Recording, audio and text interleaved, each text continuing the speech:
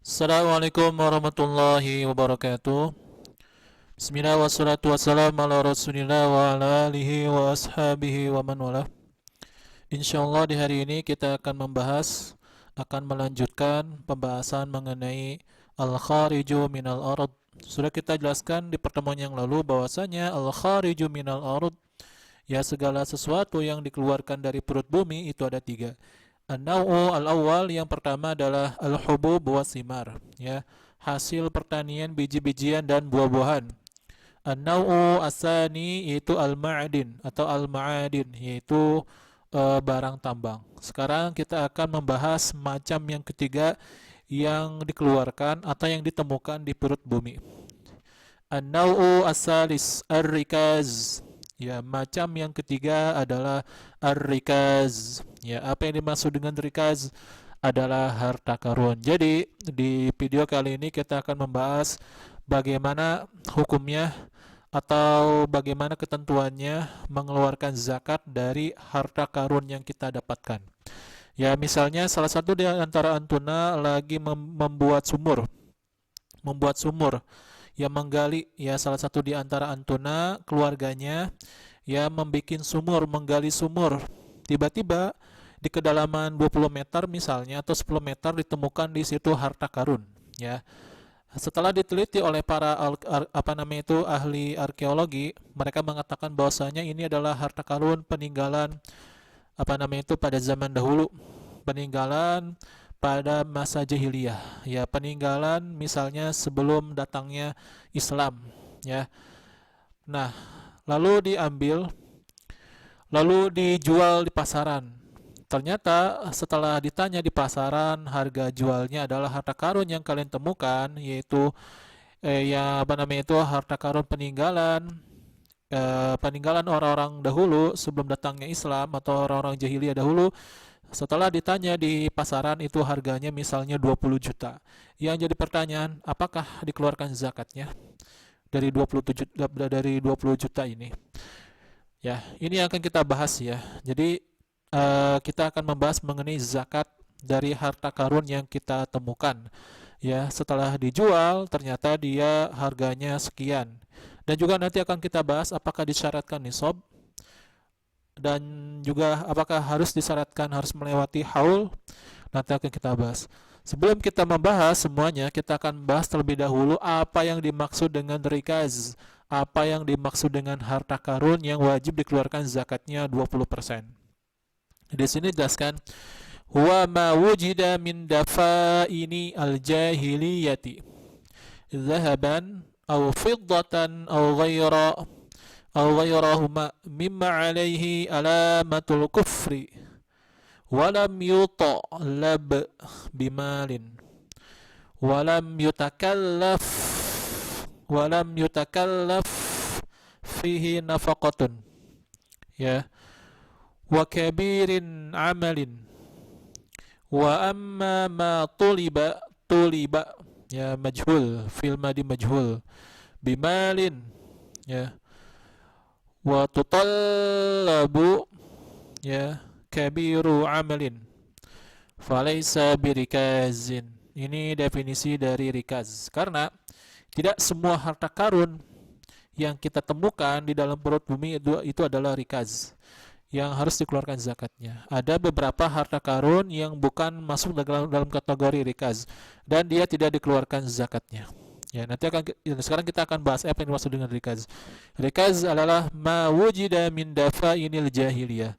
Apa saja wujida. Wujida ini fi'il madi majhul dari wajada yajidu. Wujida yujadu.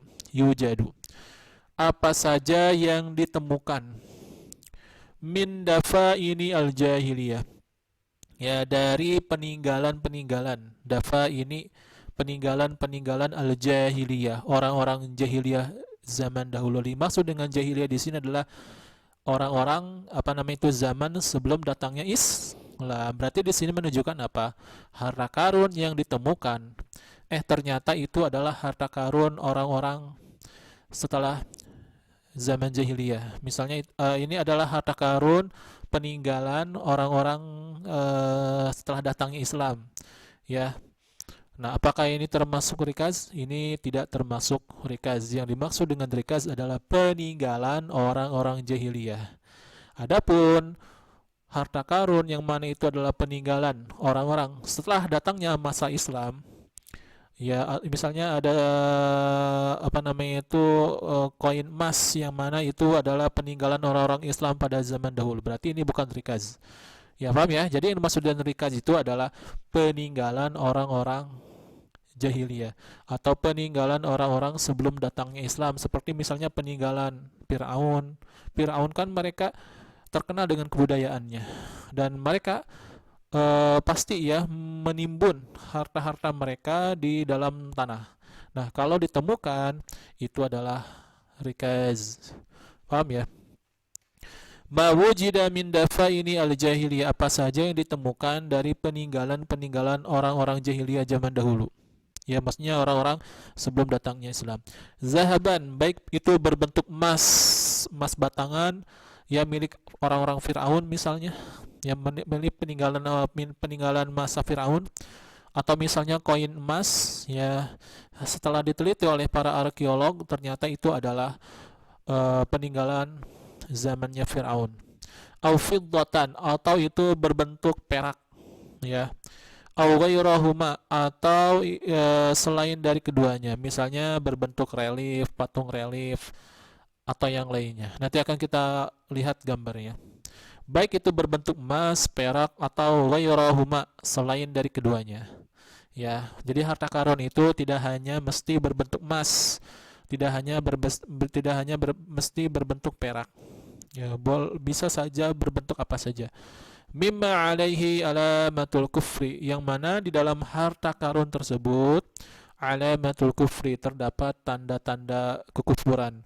Misalnya, ya di harta karun yang ditemukan tersebut, di situ ada gambar ya seseorang sedang menyembah Firaun misalnya, atau di situ terdapat mantra-mantra, tulisan-tulisan yang mana setelah diteliti oleh para arkeolog ternyata itu adalah mantra-mantra kufur, ya tanda-tanda kekufuran.